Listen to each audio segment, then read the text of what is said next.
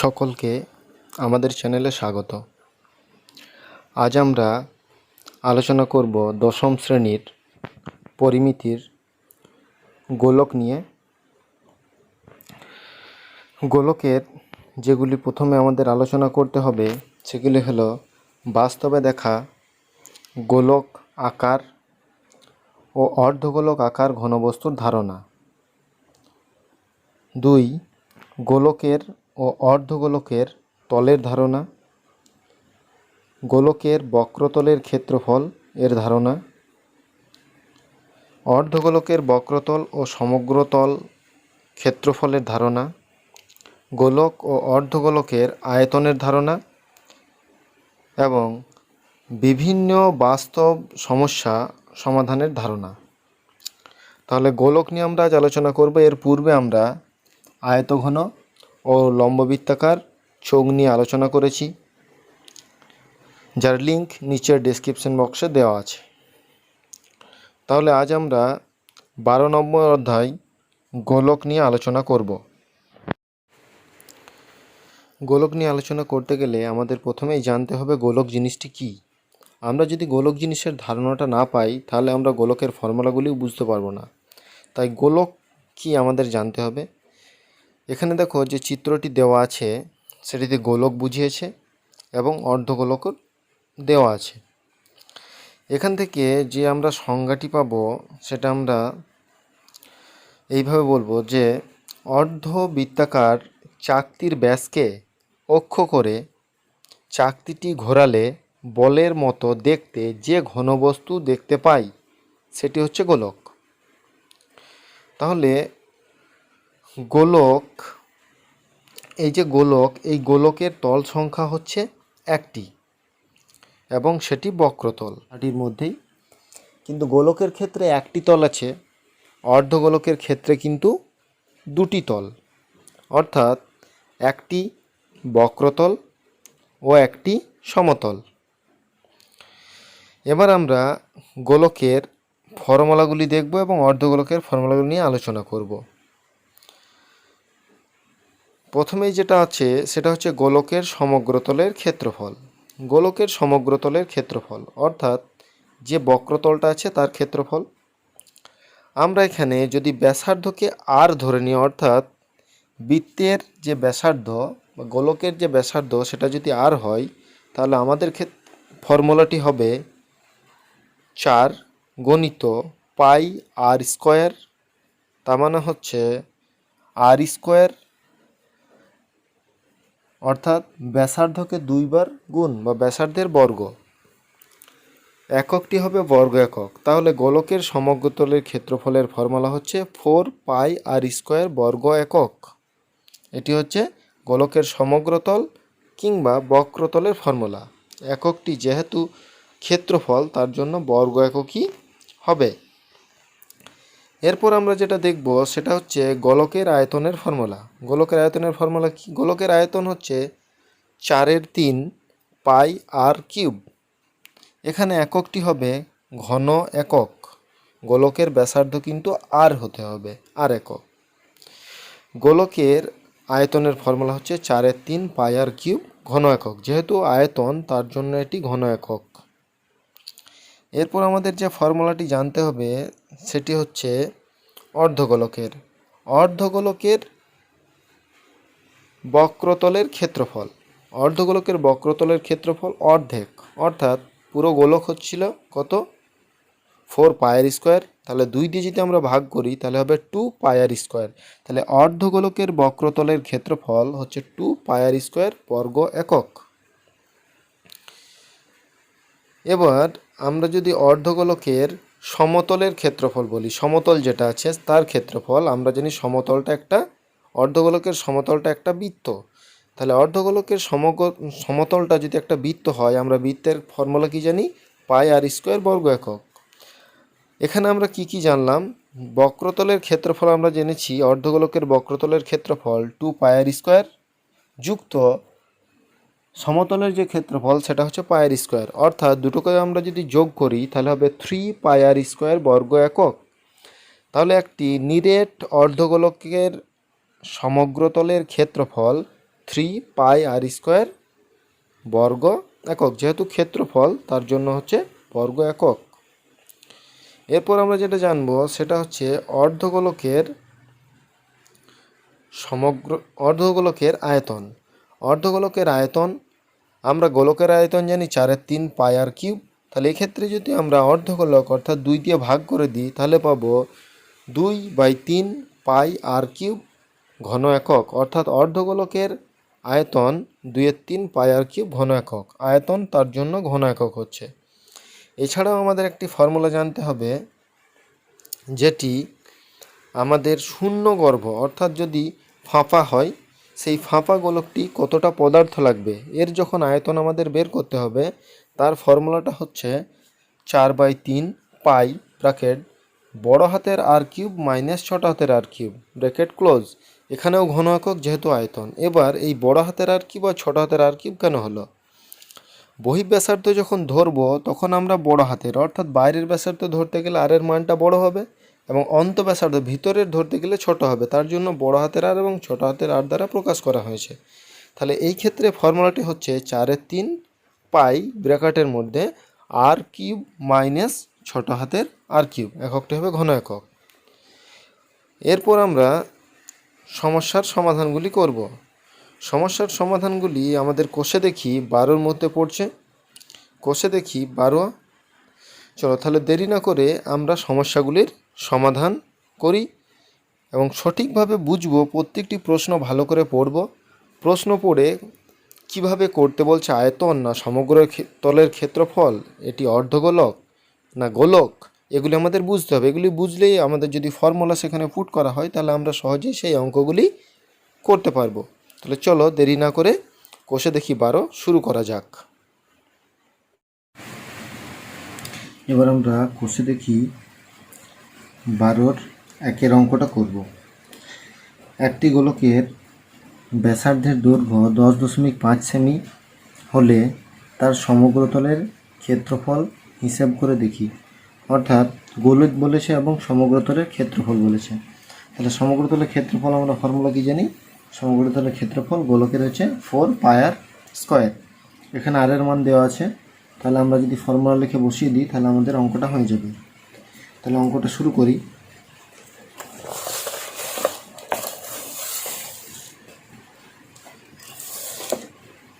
প্রথমেই যেটা একের অঙ্কটা করব, প্রথমেই আমাদের গোলকের ব্যাসার্ধের দৈর্ঘ্য লিখে নেব। গোলকের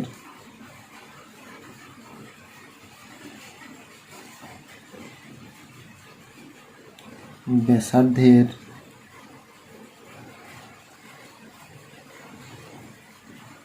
দৈর্ঘ্য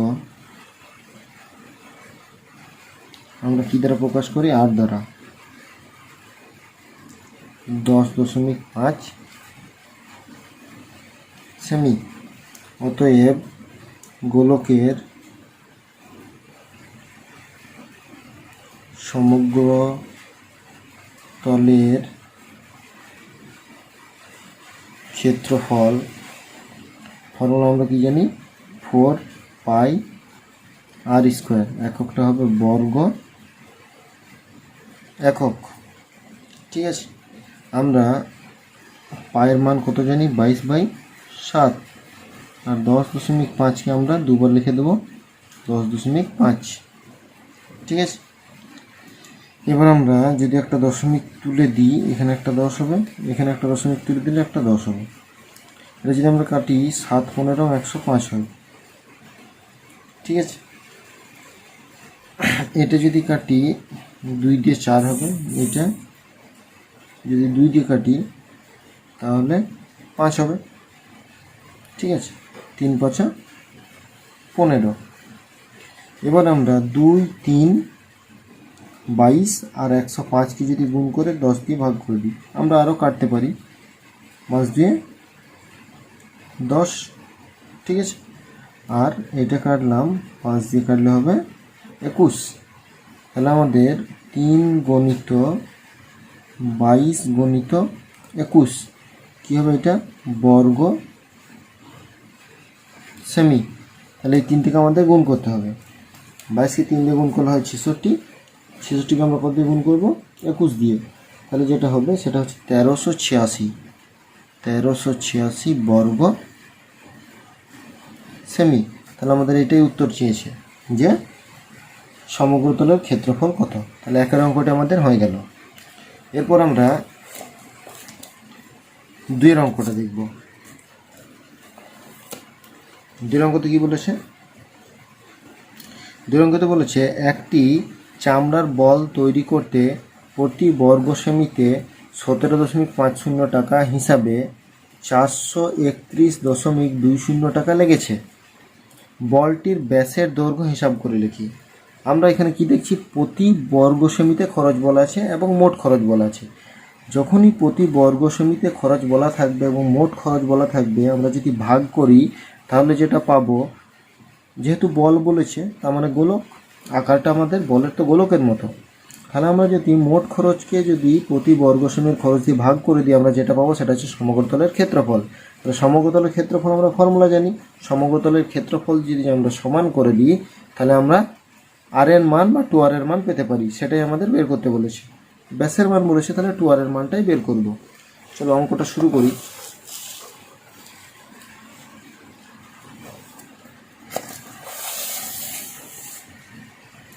প্রথমেই লিখব মোট খরচ 2-এরটা। প্রথম লিখছি মোট খরচ।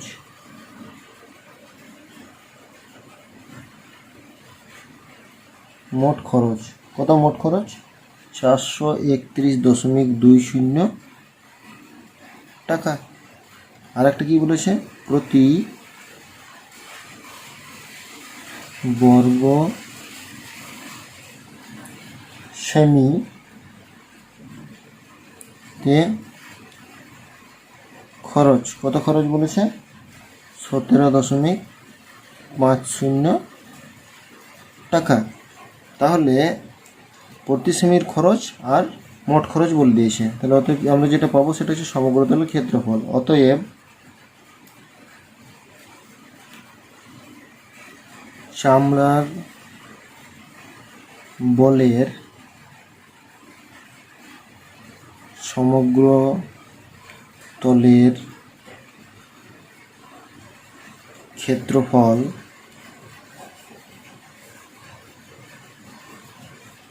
মোট খরচ বাই প্রতি বর্গ সেমিতে খরচ। এবার আমাদের দেখতে হবে প্রতি বর্গ সেমি যেহেতু, তাহলে এখানে বর্গ সেমি হবে। 2.0.00 কেটে গেল। ঠিক আছে, তাহলে আমাদের এটাকে রেখে দিই। এটা থেকে গেল যা আছে তাই। তাহলে কত বেরোলো? 4312 বাই 175 বর্গ সেমি। এবার আমরা শর্তানুসারে এটা করব। শর্তানুসারে আমরা যেটা জানি সেটা হচ্ছে 4πr², তার মানে সমগ্রতলের ক্ষেত্রফল। এখানে আছে 4312/175। তাহলে আমরা পায়ের মান জানি 22/7, আর এর মানটা জানি না। তাহলে 4312/175, এখানে r² ইকুয়াল টু যেটা লিখব 4312 গুণিত 7, এখানে আছে 175 ইন্টু 4 ইন্টু 22। যদি আমরা কাটি তাহলে এটা হবে 25। এটা যদি আমরা 4 দিয়ে কাটি তাহলে 4 একে 4, পরপর দুটো সংখ্যা নামছে একটা 0, 4 7 28, 4 8 32, তাহলে হচ্ছে 1078। ঠিক আছে, এবার যদি আমরা 11 দিয়ে কাটি, 11 দিয়ে কাটলে 2 হবে। এটা যদি 11 দিয়ে কাটি তাহলে হবে 9 11 99, 8 11 88। ঠিক আছে, তাহলে 98/50। এটা আমরা আবার 2 দিয়ে কাটতে পারি, তাহলে হবে 49। তাহলে আমরা আর যখন লিখব তখন এটা লিখতে পারি 49/25, তার মানে হচ্ছে 7/5। তাহলে 2r আমাদেরকে বের করতে হবে, ব্যাস বার করতে বলেছে। তাহলে 2r যদি বের করি তাহলে যেটা হবে সেটা হচ্ছে 7/5 ইন্টু 10, মানে 14/5, তার মানে হচ্ছে 5 দিয়ে 10 আর 5 8 40, তাহলে হচ্ছে 2.8 সেমি। তাহলে অ্যান্সারটা হচ্ছে 2.8 সেমি। তাহলে আমরা লিখতে পারি, অতএব উত্তরটা এখানে লিখে দিই যে বলটির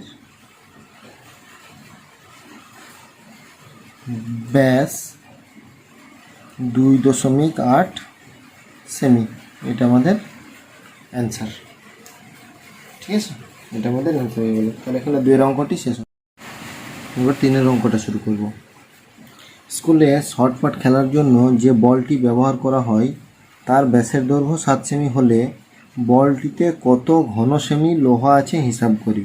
তাহলে বলে কত ঘন সেমি, এই যে প্রশ্ন বলেছে, প্রশ্নতে আমাদের বুঝতে হবে কী চাইছে। এখানে বলেছে ঘন সেমি। ঘন সেমি মানে আমরা কার একক হয়, আয়তনের একক। তাহলে কতটা লোহা লাগবে মানে তার আয়তন বের করতে হচ্ছে। তাহলে এই বলটি ব্যবহারের, তাহলে ব্যাস বলে দিয়েছে, এখান থেকে ব্যাসার্ধ পেয়ে যাব। তাহলে বলটির আমরা আয়তন সহজেই বের করতে পারবো। তাহলে 3 এর অঙ্কটা করব।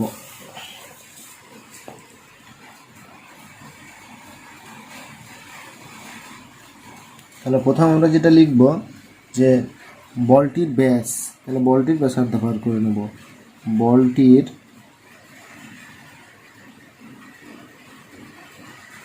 ব্যাসার্ধ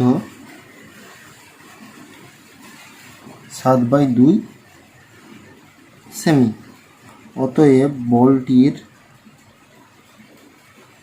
আয়তন, ফর্মুলা কই, 4/3 পাই আর কিউব ঘন একক। তাহলে 4/3 পাই মানে হচ্ছে 22/7, আর এর মানটা হচ্ছে 7/2। তাহলে 7/2 কিউব আছে, তাহলে 3 বার হয়ে গেল। তাহলে এককটা হয়ে গেল ঘন সেমি। এককটা কী হলো, ঘন সেমি। এবার আমরা মানটা বের করব। 7 7 কেটে গেল, 11 দিয়ে 22। এখানে আমরা যদি কাটি 2 2 4, আমার 2টা কেটে দিলাম 2 দিয়ে। তাহলে আমরা কত কত গুণ করব, 11 7 আর 7, সেটাকে কত দিয়ে ভাগ করব, 3 দিয়ে। তাহলে আমরা যদি গুণ করি তাহলে যেটা পাবো সেটা হচ্ছে 7 7 49, 49কে 11 দিয়ে 490, আর এদিকে 49 মানে 539, 539/3। এটাকে আমরা পূর্ণ করে নিই। তাহলে 3 17 51, তাহলে পড়ে রইল 2 আর 9 মানে 29। আমরা জানি 3 9 27, তাহলে 2/3। এটা হচ্ছে ঘন সেমি। তাহলে এটা আমাদের অ্যান্সার বেরিয়ে গেল 179 পূর্ণ 2/3 ঘন সেমি। লিখব অতএব, উত্তরটা লিখব, অতএব বলটিতে লোহা আছে 179 পূর্ণ 2/3 ঘন সেমি। তাহলে আমাদের অ্যান্সারটা হয়ে গেল। এরপর আমরা 4 এর অঙ্কটা করব।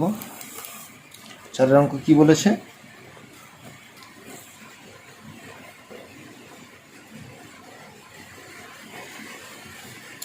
দেখি।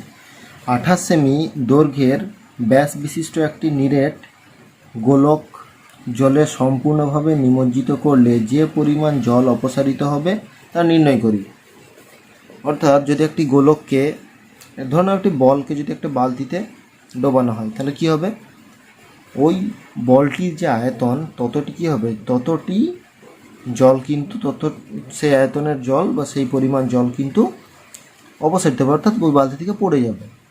বা যদি পুরো বালতিতে জল না থাকে ততটা জলতল উঠবে।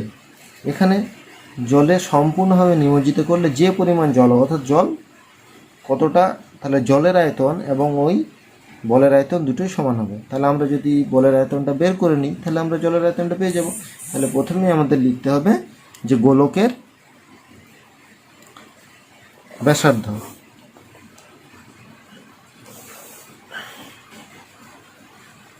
তাহলে চারের অঙ্কটি আমরা করব।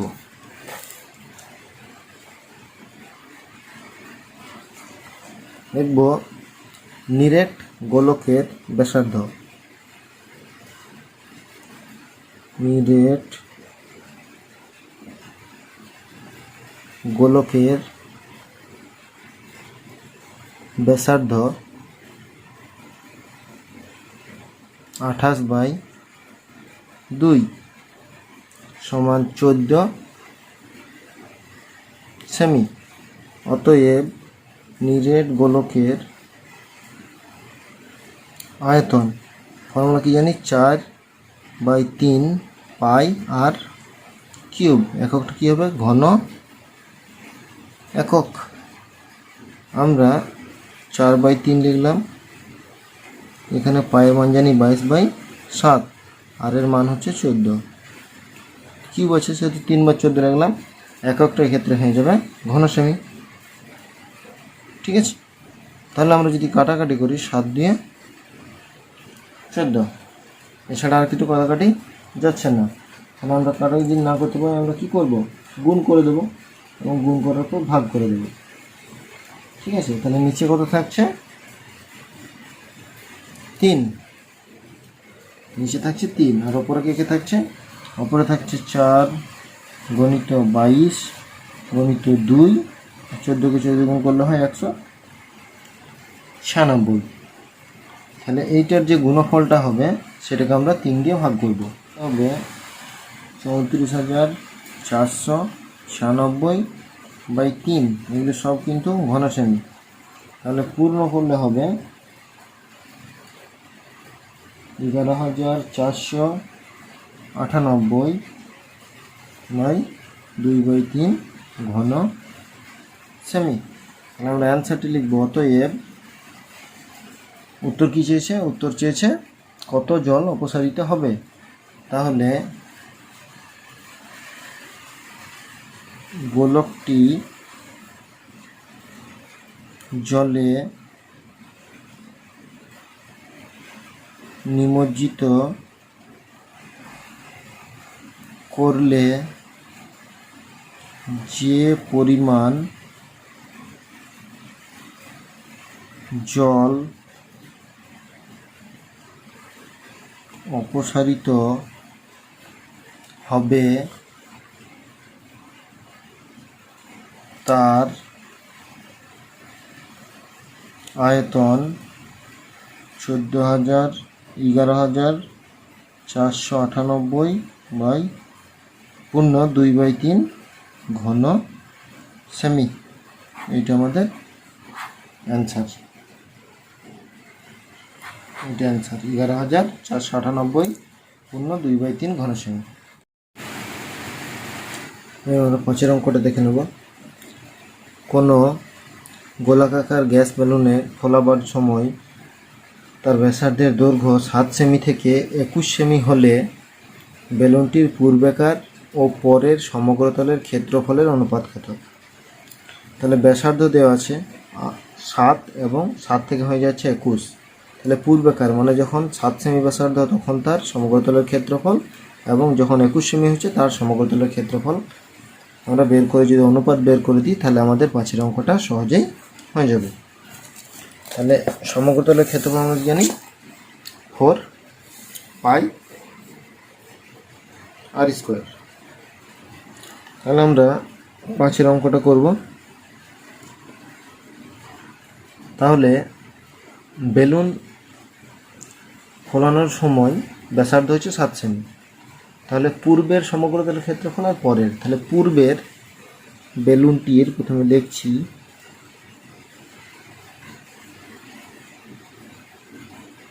বেলুনটির পূর্বের ব্যাসার্ধ 7 সেমি। তাহলে অতএব বেলুনটির পূর্বের সমগ্রতলের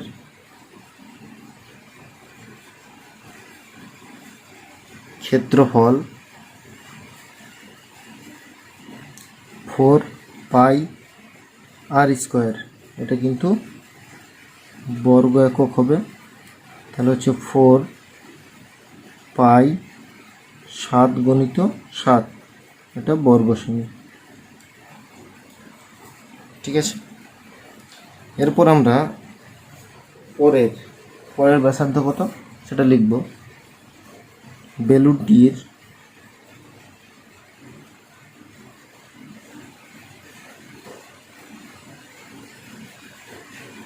পরের ব্যাসার্ধ মানে পুরো ফোলানোর পর তার ব্যাসার্ধটা কত? 21 সেমি। অতএব বেলুনটির পরের সমগ্র তলের ক্ষেত্রফল 4 পাই, বড় হাতের আর স্কোয়ার লিখবো এখানে বর্গ একক হবে। তাহলে হচ্ছে 4 পাই 21 ইন্টু 21, এখানে হবে বর্গ সেমি। তাহলে আমরা দুটো সমগ্রতলের ক্ষেত্রফল পেয়ে গেছি। ঠিক আছে, এবার আমাদের কী বার করতে বলেছে? অনুপাত।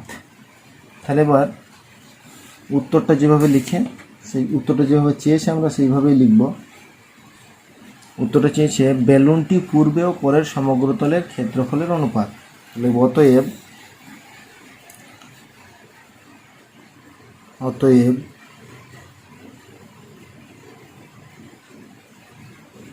বেলুনটির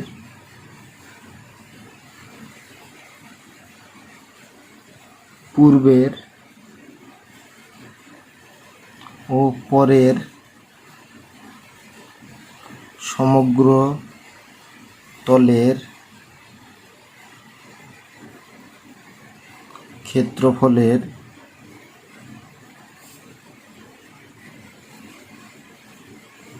অনুপাত। তাহলে প্রথমটা কত ছিল? 4 পাই ইন্টু 7 ইন্টু 7, আর একটা হচ্ছে 4 পাই 21 ইন্টু 21। তাহলে আমরা এখান থেকে 4 পাই চলে গেলাম। তাহলে কত রইল? 7 ইন্টু 7, এখানে 21 ইন্টু 21। তাহলে আমাদের এখানে যেটা 7 ইন্টু 7 এবং 21 ইন্টু 21 রয়েছে, এটা আমাদের যদি কেটে দিই, এখানে 3 7 21, এখানেও 3 7, তাহলে এখানে কত পড়ে রইল? 1, মানে 3 3 9। তাহলে আমাদের অনুপাতটা হয়ে গেল 1:9। তাহলে 5এর অঙ্ক আমাদের। তাহলে বেলুনটি পূর্বের ও পরের সমগ্রতলের ক্ষেত্রফলের অনুপাত 1:9। তাহলে আমাদের অ্যান্সারটি হয়ে গেল। আজ এই পর্যন্তই। এর পরবর্তী ভিডিও অর্থাৎ পার্ট 2 আমরা পরবর্তী অঙ্কগুলি নিয়ে আলোচনা করব। ততক্ষণ পর্যন্ত সকলকে ধন্যবাদ।